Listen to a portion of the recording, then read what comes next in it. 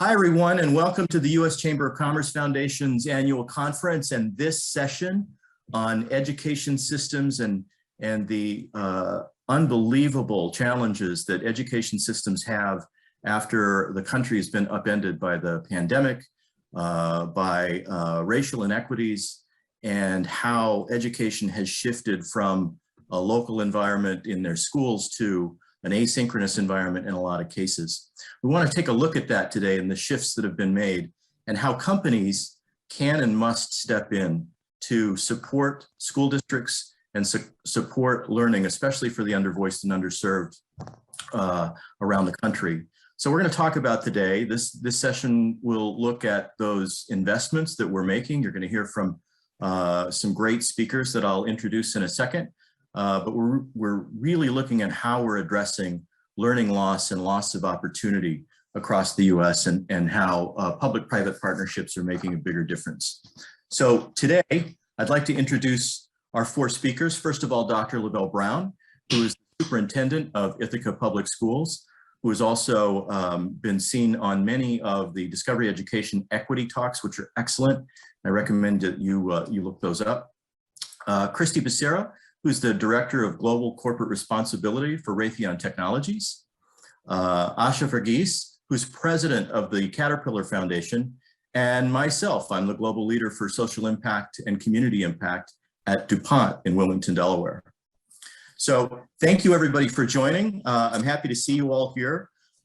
We want to just get things started by introducing Dr. Lavelle. I want to talk to you for a second about just sort of setting the stage for how this conversation is going to go today. You are truly on the front lines of working with students every day and teachers every day. And we know it's been an incredibly challenging time. So from an educator's perspective, I'd love to just have you sort of frame what is critical for companies to make investments in local communities and addressing learning and opportunity loss. Give us the big picture. Sure. No, thank you for the opportunity. And yes, I am spending a lot of time with young people and the adults in our schools each day.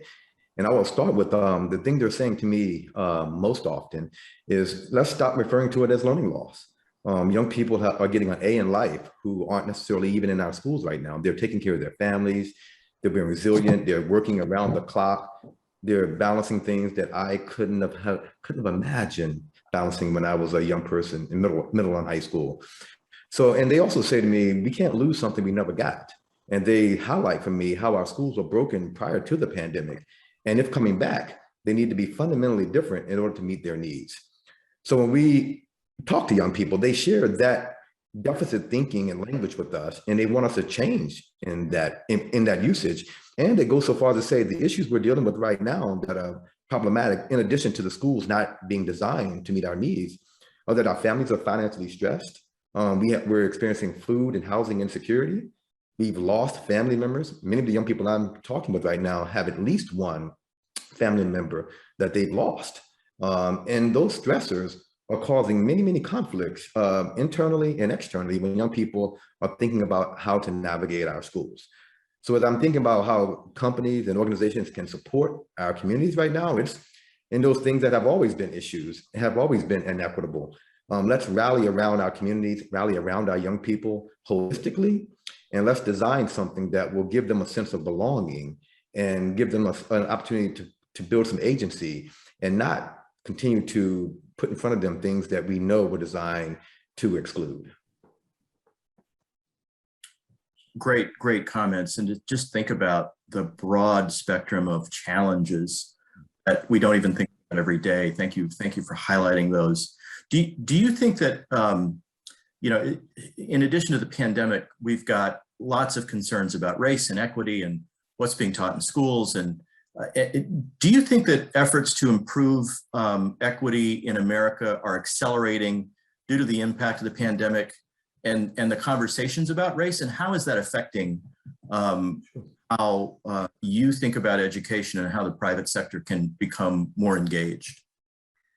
Yes, I do see the conversations and the work accelerating because you see and hear about the resistance.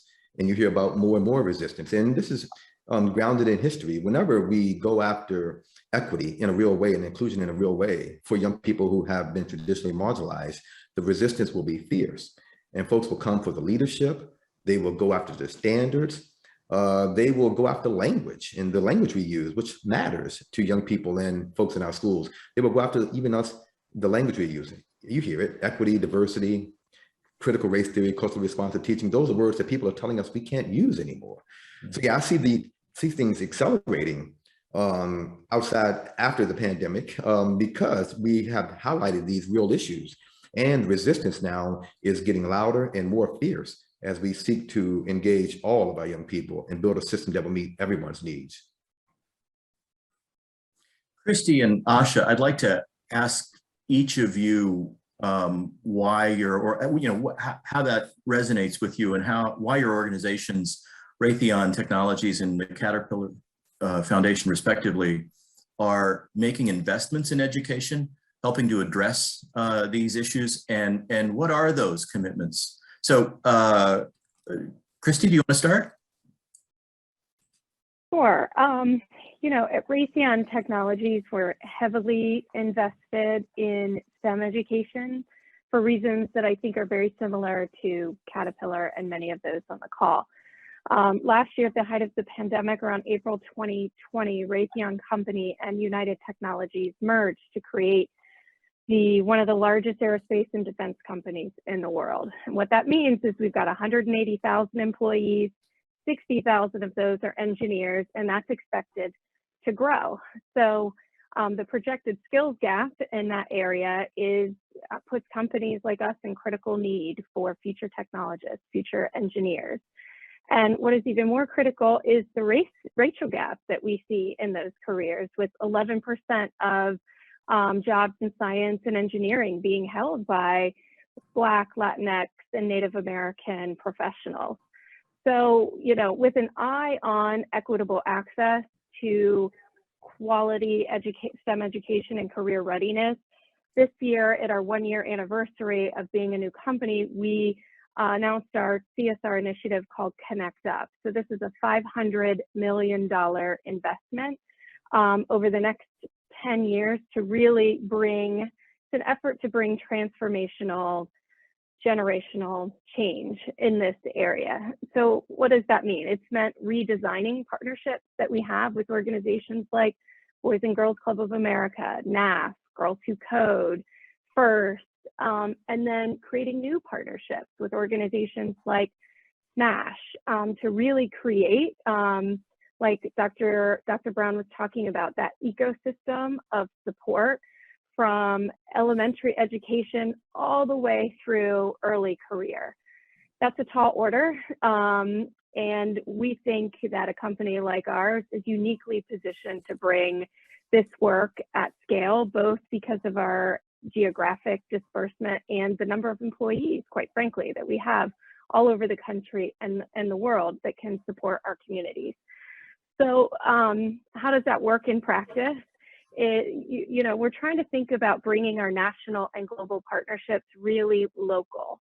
An example of that is our partnership with NAF, where we have a national partnership, but we've asked them to focus on key geographies where we can implement academies of engineering in public high schools in areas like Hartford, Dallas, Puerto Rico, DC, where students will get our support with curriculum development, mentorship, internships, work experience.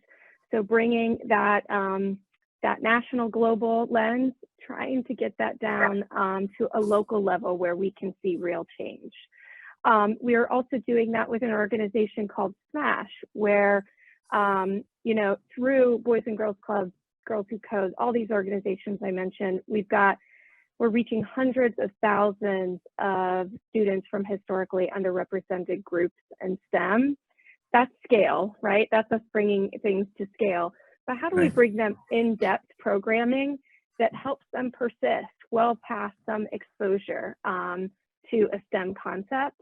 And with SMASH, what we've been doing is identifying around 400 students annually will be working with from those signature partners I mentioned, who are the highest potential students of color from those partnerships. And we're bringing them through a program that starts at their freshman year of high school all the way to career. And that's through skills training, pre-internships, scholarships, addressing financial needs these students might have, and bringing them into traditional internships and giving them priority access to careers.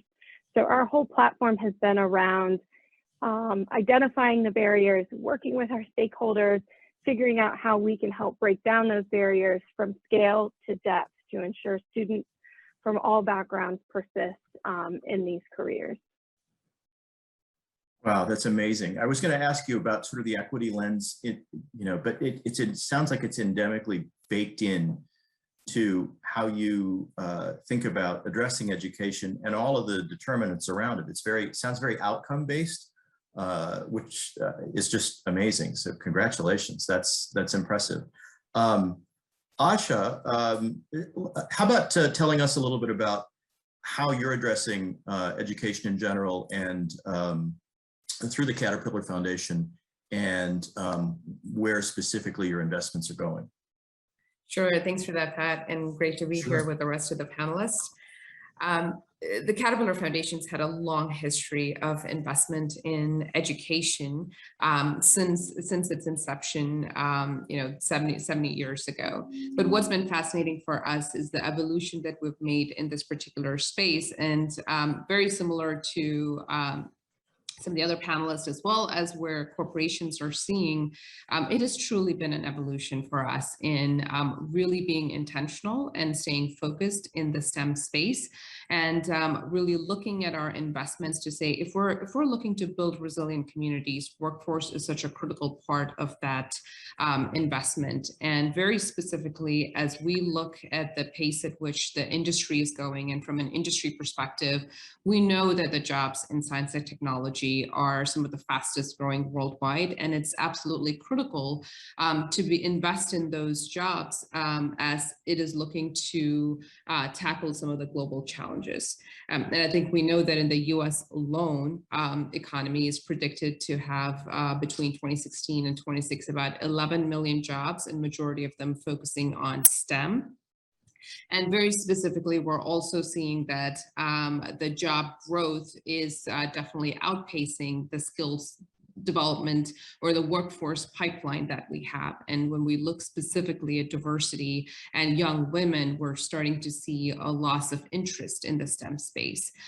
So all of that absolutely equates to the private sector, and also collaborations with other sectors, public-private or private-private.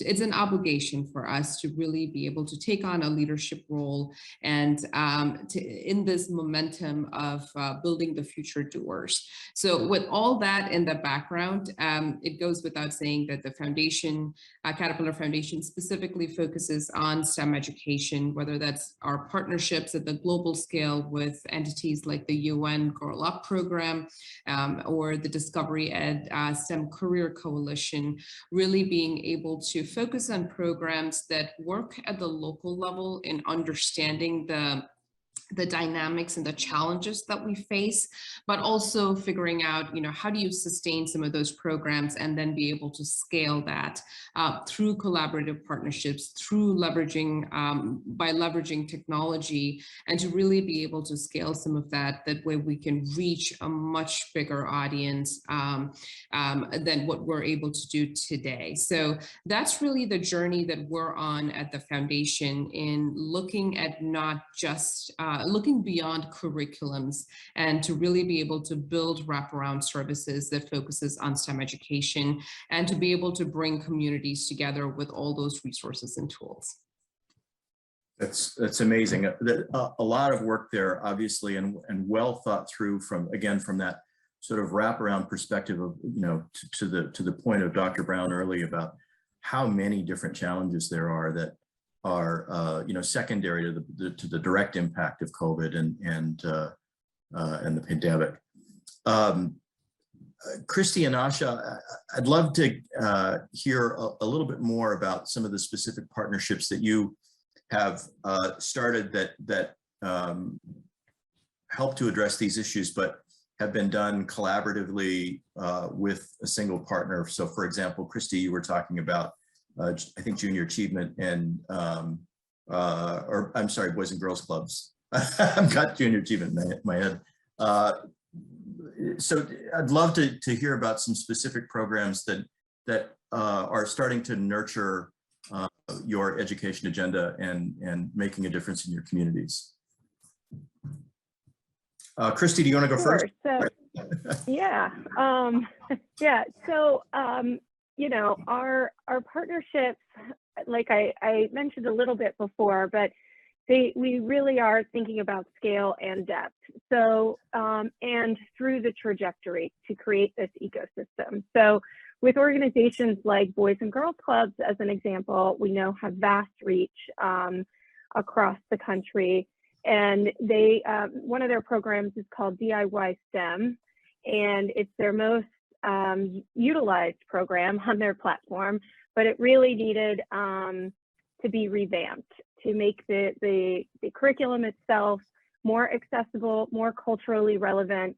And so we partnered with them, made a significant investment to ensure that the curriculum is aligned with the jobs we see of the future. It's culturally relevant and exciting for kids that are age 9 to 11. So we're talking about younger kids here, to really start to hook that interest early. That's with Girls Who Code as well, third graders, helping them expand clubs in our key geographies. Invention convention, getting kindergartners to think about innovating and solving problems in their backyard. So we're trying to do that at a young level, but really digging our heels in as they get a bit older and trying to make sure that persistence happens, trying to make sure they don't lose the interest and they feel supported, they've got a mentor. And so we're really activating our employees across programs that we can work with SMASH, we can work with NAF to assign one-to-one mentorship and keep these students engaged, develop programs that are more long-term investments in an individual student where they feel like they've got role models, they've got financial assistance, they've got quality education, they've built a community that helps them feel supported. And we really are driving our programming to create this ecosystem. And we know we can't do it alone. So while our programs, we hope, make a big difference, it's others like Asha and Caterpillar Foundation and Bell and the school district, how they're actually kind of joining the movement alongside other corporations like ours to make change. These kids, like Dr. Brown said, they needed this program and this access well beyond COVID-19, well before that, and we'll continue to need that. And we need to step up as companies embedded in their communities to fill those gaps for those students and really create access that can make meaningful change in their lives. That's great. And you know, as I think about Asha, what you said about some of these global organizations like Grow Up and others, that's a sort of a take at scale to do some of this work. Can you tell us a little bit more about the connection of Girl Up into your STEM education strategy? Sure, no, absolutely. And I'd love to talk about also Discovery Ed that Pat, you had mentioned earlier in the STEM Career Coalition. One of the things that what COVID has really taught us is that education just doesn't happen in the classrooms anymore. So how do we evolve ourselves?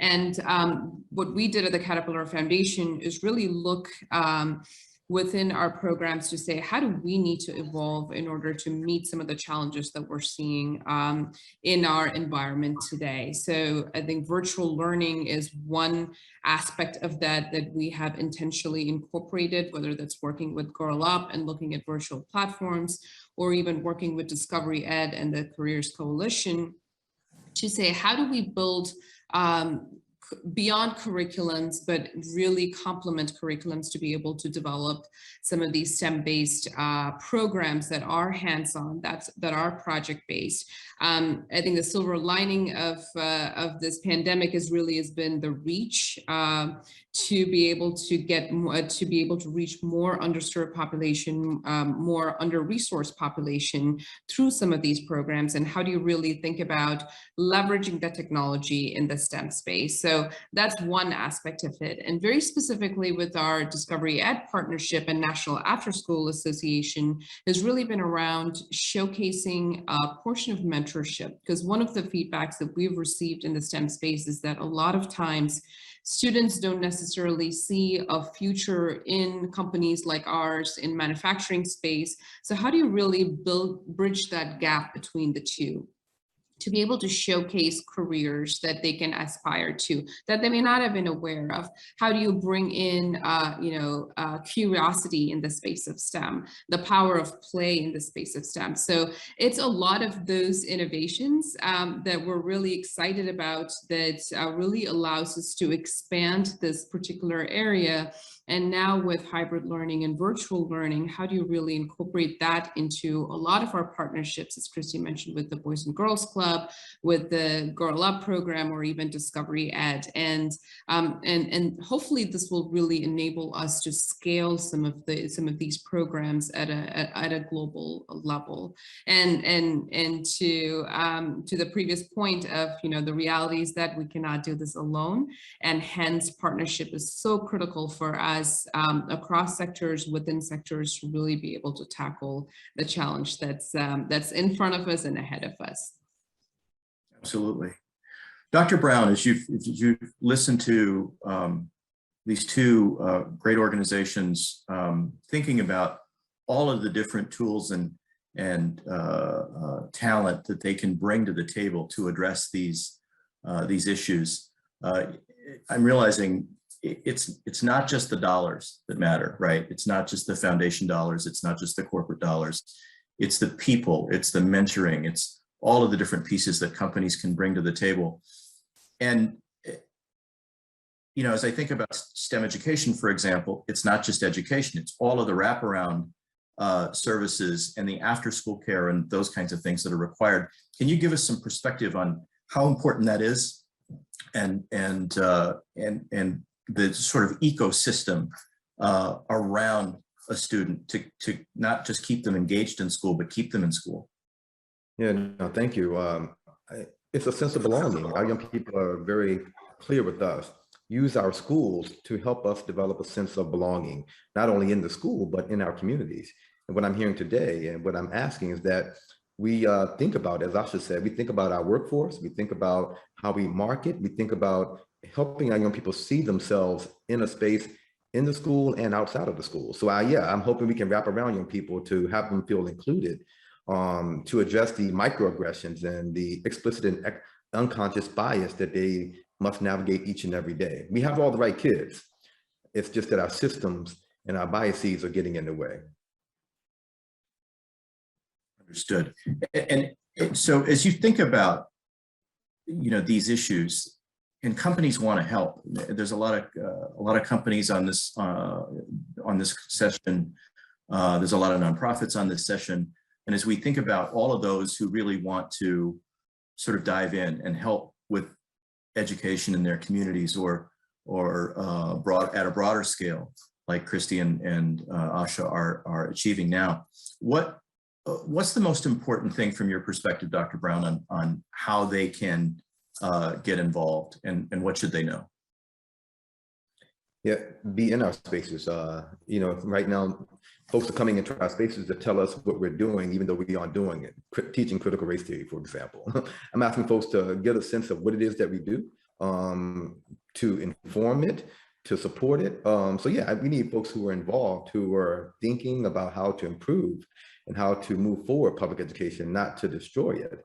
So I don't know if that's through volunteer efforts. I don't know if that's just on the side, but yeah, just get involved, be connected to what we teach, how we teach it, inform it, and then provide a space back in your spaces for our young people to come visit and to see themselves represented. Asha, let me ask you this. You've done so many partnerships in your career and created a lot of impact. What's the best advice that you can give a company who may not be investing in this space in terms of how to create those kinds of partnerships, either locally or broader? I think it's a great question, Pat. I think as corporations, we definitely think about what's the unique value add that we're bringing to the table. As you mentioned, it is not just about the resources foundations can bring, it is the full DNA of the company. And that is one way in which we've always looked at partnerships, is what's the unique value add that we bring to the challenge, and then look around the table to see who else can be additive to that. Because you know, we don't always bring all of the technologies and the know-hows and the brain power to it, but there are other organizations that can absolutely build up on top of that, and to be able to build a more cohesive, collaborative partnership. So that has always worked well for us as we look at some of the local challenges and really reach beyond our own sector, to look at nonprofits, to look at government agencies, or to look at academic institutions, to really be able to build that cohesive environment to address some of the challenges that we're seeing in the ecosystem. And as we move forward, as resources are getting more and more precious, it is absolutely inevitable that, you know, you cannot go through this path alone, but how do you consistently look to build those partnerships, which is why, you know, coalitions and convenings are so important and such a critical part of how we tackle some of these global challenges. Excellent. Great response. I think, you know, it makes me think, Christy, from Raytheon's perspective, you know, partnerships are hard. Partnerships require an agreement on goals and what the steps are, what the strategy is to get to outcomes, not just outputs. You've done a lot of partnerships as well, and I wanted to just ask if you have advice for those who are either trying to start a partnership or have challenges in partnerships when there are disagreements or things go off track a little bit. Do you have any examples of that? I know I'm kind of catching you off guard because this is not a question that we plan to ask. This wasn't on my list of questions, but I have a couple ideas. No, that's okay. Yeah, so I do. What we need to do is really be flexible. I mean, our nonprofit partners are truly on the front lines. Our educational partners are on the front lines. There are a lot of examples, especially in this last year, of when we've just had to say, okay, we know what the agreement was when we started this partnership. How do we make it better? How do we adapt? And how do we change to really meet this critical need? You know, a quick example of that is, while many companies, we heard from our partners, were pulling back on internships, on funding, on all these moments to keep students connected. So we went from having 60 students in work experience programs to 600. We leveraged, as Asha said before, the virtual reach, and we got 600 students online doing high touch programs that were around projects of value in our company, pre-internships, and many of those were paid, and most of the students come from historically underrepresented backgrounds. Could we have done that, or would we have done it at such a quick scale, growing 10 times over in 1 year? Maybe not. But after listening to our partners and really understanding what their biggest challenge was in this critical moment, we sort of shifted and we built something that we felt could meet the moment and help support their needs. So be flexible. That would be my biggest suggestion. Flexible and firm when you as a funder can maybe help put those barriers in place and help you know, activate your employees. So that's the advice I'd give. That's great. That's great. And thanks for handling that really tough question that wasn't on the script. I see we're getting close on time. So I just want to thank all of you today for a great conversation, lots of great advice. Appreciate all the good work that you do. And I'm hopeful that we can continue to have this conversation. I know, Dr. Brown, this conversation continues in a lot of the Discovery Education Equity talks, as we mentioned earlier. Just really excited that you could join us today. So Asha, Christy, Dr. Brown, thank you so much. And thanks to you, the audience. Thank you. I hope that you will, you're signed up for many of the other sessions during the conference. And thank you for joining us today.